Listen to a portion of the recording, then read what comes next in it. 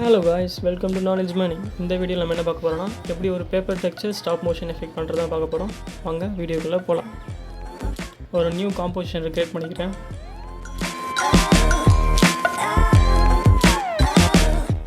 இப்போ என்னோட பேப்பர் டெக்ஸ்சரை நான் இம்போர்ட் பண்ணிக்கிறேன்.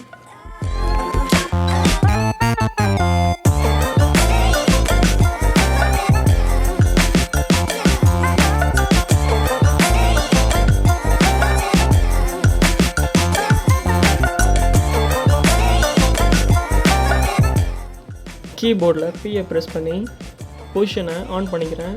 இப்போ நான் பண்ணுற மாதிரியே கீ ஃப்ரேம் செட் பண்ணுங்கள்.